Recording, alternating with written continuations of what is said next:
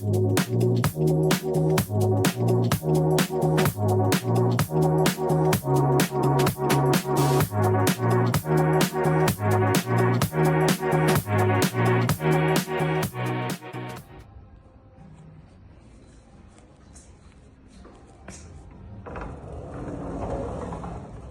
mate. Great to have you here. Hey baby, thanks for having me. Hi.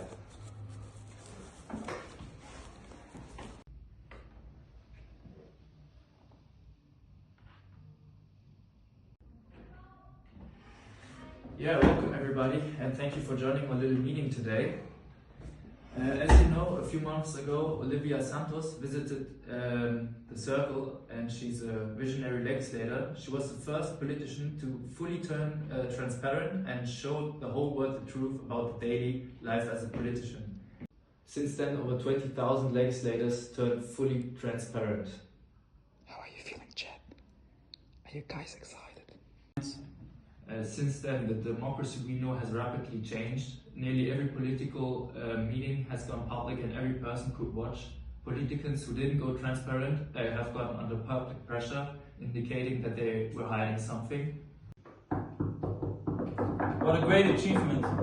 But if you now look at the participation of the last presidential election, you can see that only 58% of the American citizens have voted. To put that in numbers, there are only 140 million people, but there were 244 million people eligible to vote. And if you now look how many Americans have access to a Circle account, these are 241 million Circle users in the US. And exactly that's where we want to attach our systems.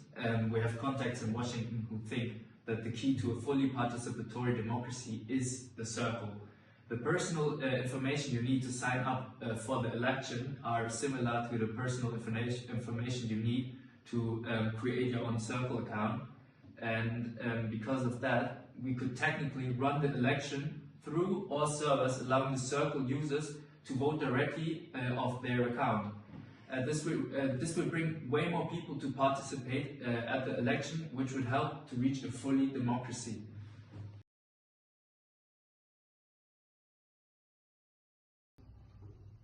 Yes, mate. But couldn't we go a step further? What do you mean? We say democracy depends on participation. We can make it mandatory to vote, and the requirement to participate at the vote is an account at the Circle. I know we would face resistance, but why should anyone have to use our services? But there are all kinds of things that are mandatory. I mean, it's mandatory to send your kids to school or to get rid of your garbage in a way that doesn't pollute the environment. We require people to pay taxes or to pay in social security. Exactly. So why not require to vote? It's been proposed here. But not by us. That's what I mean. Nowadays we have the technology to actually make it work. If there are people who don't vote, we just have to look their names up in the jury database and we know who participated and who didn't. Those who didn't participate get automatically registered, and when the election day comes around, we make sure they vote. But how do we do that? Well, there are many different ways. I mean, we could send 10 notifications at that day, or we could deactivate the account at that day until they voted. There are many ways, Annie, but what is with the stragglers? Well, how many people paid their taxes on last year? Maybe 80%? Why not stop duplicating systems and connect everything to one unified system? You use your Circle account to pay taxes, to register, to vote, to pay parking tickets, to do anything. We would save each user hundreds of hours. It would save them hundreds of billions.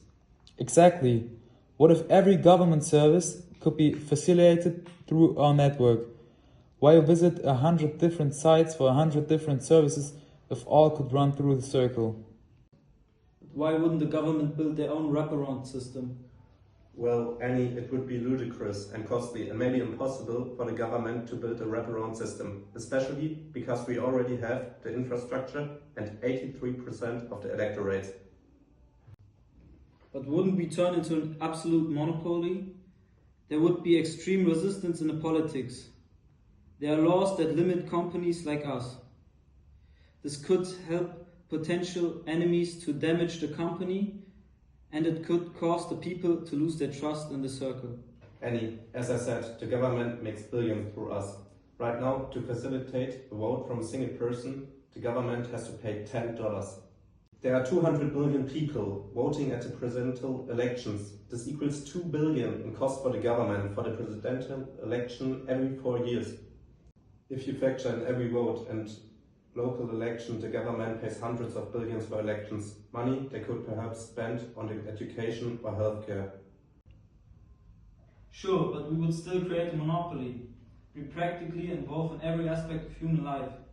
If you somehow want to participate as a human, you have to use our tools. If we introduce that every public service is running through our system, we force everybody in the country to use our services. There is no other option. Sure, but we already had problems like that. The last who tried to declare us as a monopoly lost their job because they all had their own problems. Furthermore, the majority is on our side. The politicians wouldn't resist because we would save them money, and most of the population already use our tools and are convinced that we are the future.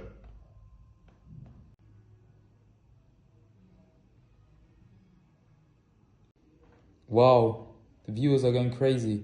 We had a peak of 14 million viewers. Yeah, well, I think this was a very, very interesting meeting. Thanks you all for coming. Thanks all for joining. Thank you to all the viewers. I think this was a very, very essential part to fulfill, to complete the circle. And yeah, then have a great evening. Thank you, Annie. Thank you for Thanks for everything. coming. Thank you, May. Nice Thank you. meeting. Bye.